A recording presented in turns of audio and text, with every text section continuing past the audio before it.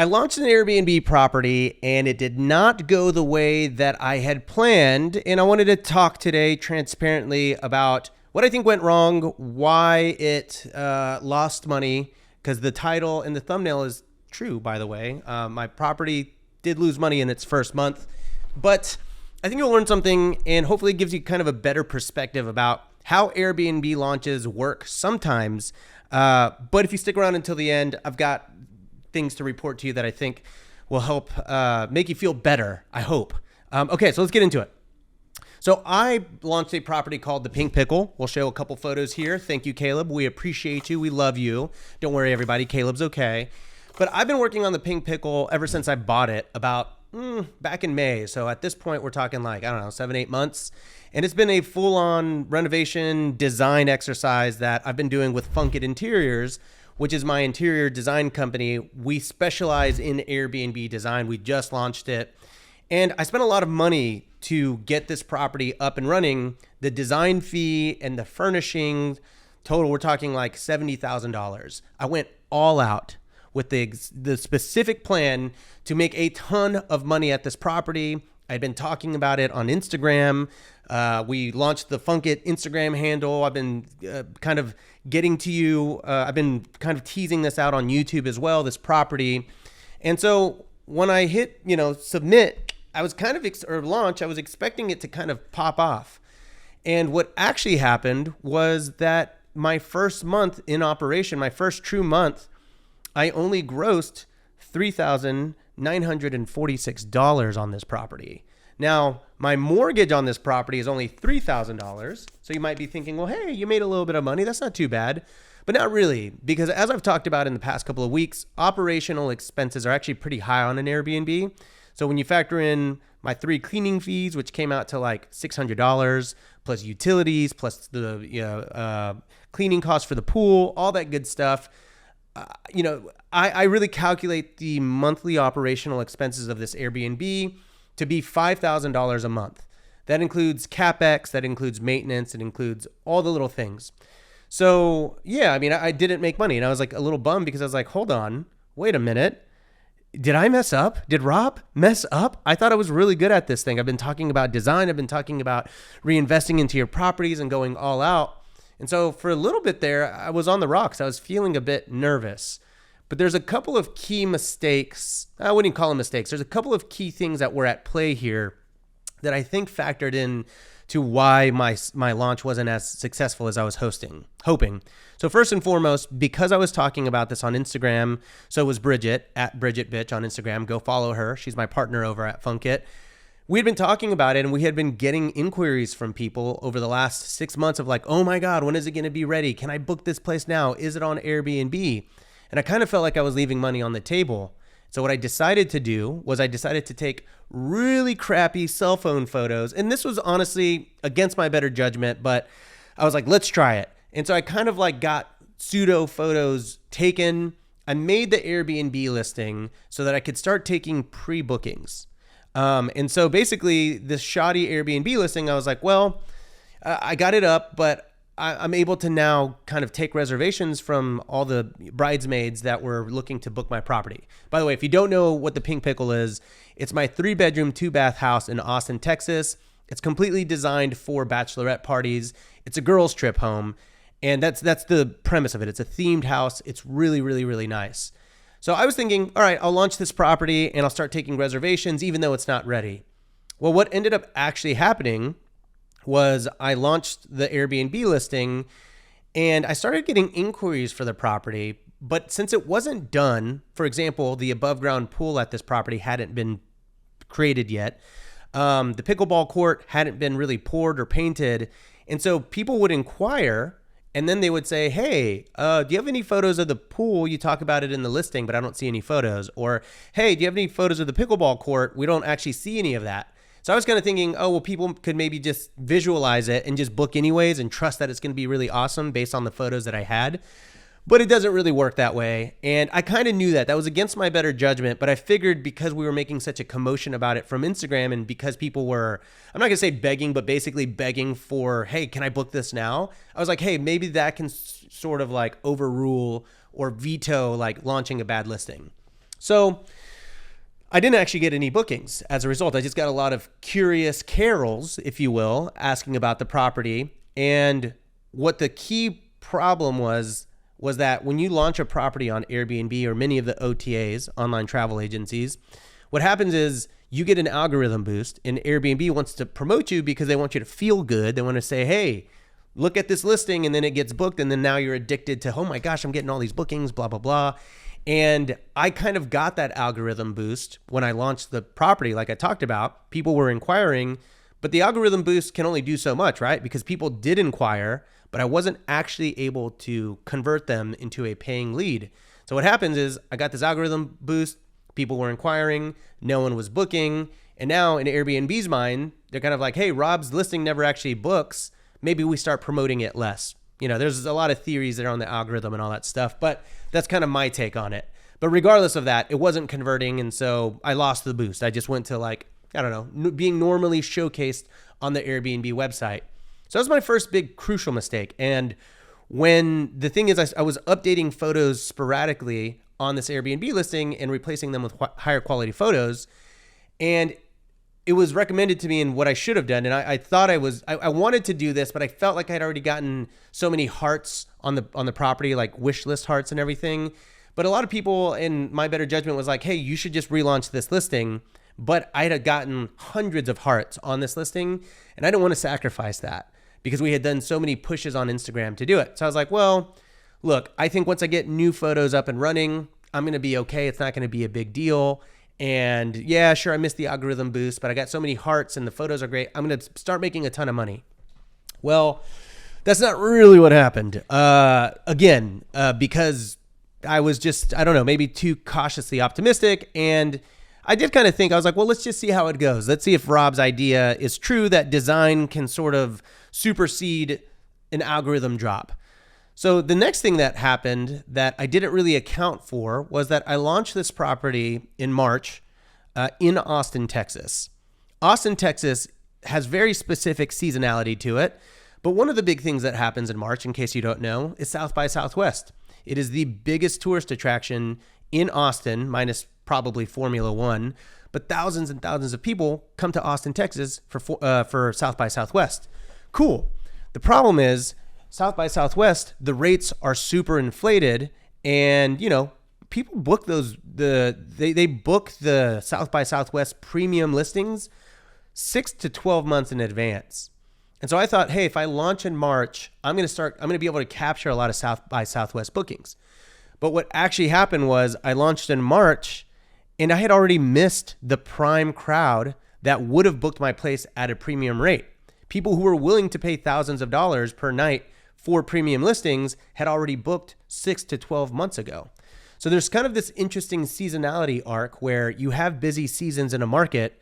However, there is a prime demographic or a prime avatar that books at a very specific time of the year for the most premium prices. And so for me, I launched this property in March.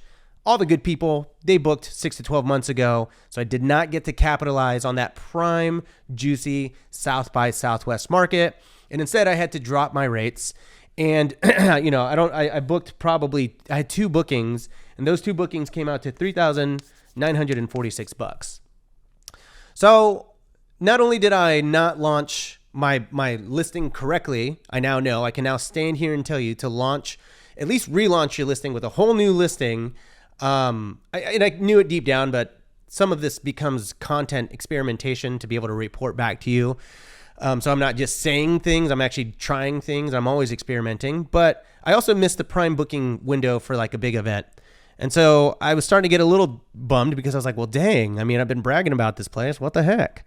But deep down, I kind of felt, hey, if you design it, they will come.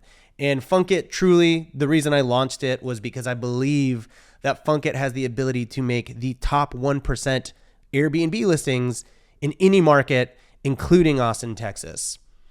So what happened? What actually happened as a result? Well, instead of getting bummed about it, I was just like, let's just wait it out, trust the process, understand that it takes time for a listing to really take off sometimes. Sometimes you launch a listing in the Smoky Mountains and then you get like $20,000 bookings worth of bookings in like 2 or 3 days. And sometimes you don't. Sometimes it's crickets. Sometimes it's a little scary. That's kind of how it felt for me a little bit. But something magical happened, guys. Something really cool happened, and the bookings started a-coming. All right, they started rolling through the Airbnb website and direct bookings, and I started getting crazy direct bookings for this property because of Instagram and because of a lot of the social marketing. So here is how the property kind of ended up panning out. Even though I had a crappy March, the other months started to fill out. So in April, I grossed $10,897.74 if you're tracking. In May, I've booked $11,048. May as in next month. June, I've booked $8,959 worth of bookings in the future. A lot of people say, how do you have $8,900 of bookings in June? June hasn't happened yet. In case you don't know, you're able to take future bookings. So I haven't been paid on these yet, but they are in my pipeline. I will get paid out for them once June hits and those reservations hit. So June, $8,959. July, $2,048. Haven't really booked that one out yet. No big deal. I have faith. August, so far, I'm at $8,554. September, I'm at $4,172. In October, I just took a direct booking for $5,000. Pretty nuts. So far, for like the 365 days forward, I have booked $54,624. Let me say that again, $54,624. That's how much I have in my pipeline right now for the Pink Pickle property. Now, remember what I mentioned to you. The costs for this property, expenses, CapEx, cleaning, utilities, everything, $60,000 a year. Meaning, if I get about one more booking, maybe 1.5 more bookings, I will break even for all of my expenses at this property. So it's kind of nuts because one more booking, and after that, every time I get a $4,000 booking, 100% of it is profit, which is pretty crazy. So now let's talk about why this happened and why I actually think there was such a turnaround. So keep in mind that my primary avatar are bachelorettes that are coming to Austin to celebrate a wedding, the bride, whatever. Well, I launched in March, right? So at that point, people who are looking to book in March are my prime South by Southwest market have already booked.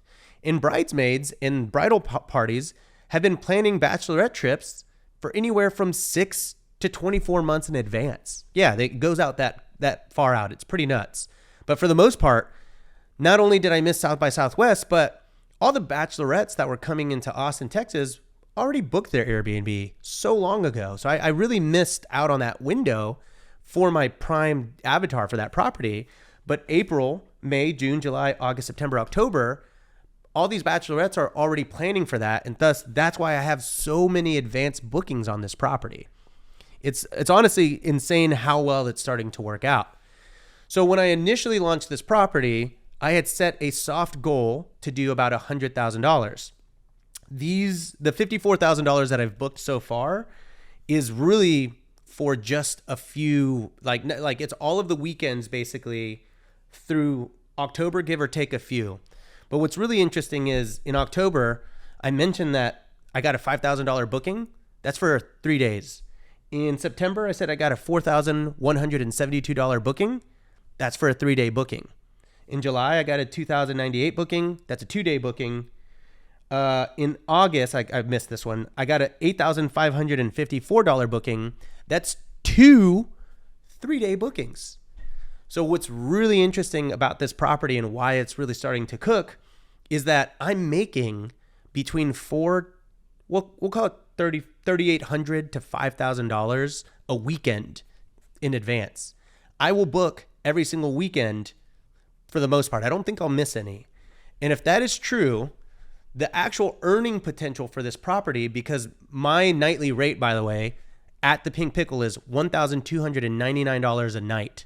If I have a 3-day minimum, that means that for the most part, I can expect a $3,897 booking come through every single weekend. There are 52 weekends in the year. That brings me to $202,750 $644 is what I could potentially gross in 1 year on this $400,000 3-bedroom, 2-bath property in Austin, Texas. So I think it's interesting because it didn't pop off. I got scared, but really I just needed to be patient and understand and have give a little bit of slack to my avatar, the bachelorettes, that they book far in advance. And I expect in my first true year that I'll do probably $120,000 to $130,000 in revenue. My expenses are $60,000. So if I do 120, I'll make a profit, net profit after everything, $60,000 to more, plus $60,000 is $5,000 of cash flow every single month from this property. And it's really cool. I'm really excited about this. It really confirms the vision for Funkit and where I want to take it. These are the only types of properties that I want to launch. But I hope you watch this and understand that sometimes your property is not going to immediately pop off. I also hope you learn to launch your listing at the appropriate time with professional photos. I went against my own philosophy there, but I wanted to know. And even though it didn't work out when I did it that way, it's working out now. So understand there is a seasonality and there's kind of a spectrum or an arc that an Airbnb property takes in the booking cycle. So if you don't get those bookings the moment you launch, don't stress it. It is possible that your property sucks. I hope that's not the case. But if you know that you have a nice property, if you designed it, if the photographs are good, if everything checks out, it just might be that you are launching at a time of the year where the bookings just aren't as strong as other parts of the year. That's the easiest way to put it without getting into pricing strategy and philosophy and all that good stuff. That's a whole nother video in and of itself. But that is basically all I wanted to talk about today, was that this property initially lost a little bit of money, and I was like, uh-oh, what am I going to tell YouTube? To now being the golden goose of my portfolio and a really good case study for Funkit. If you're interested in having us design your property, we do virtual consultations. We also do in-person installs. We're a premium service. We're not cheap. It's not a $2,000 hire us type of thing. We launch the best properties in the world. We command relatively premium budgets from the furnishing. We want you to be able to invest in all that stuff. But if you're interested in working with us or having a conversation, I'll leave a link in the description down below for you. Otherwise, I'll also leave a link to the Pink Pickle down below too in my description if you want to check it out. Give it a heart. Help me get that algorithm boost. And I'm at $54,624. Let's see if I get to 120. Although I'll be real happy with 100. Catch you on the next episode of Robuilt. See ya.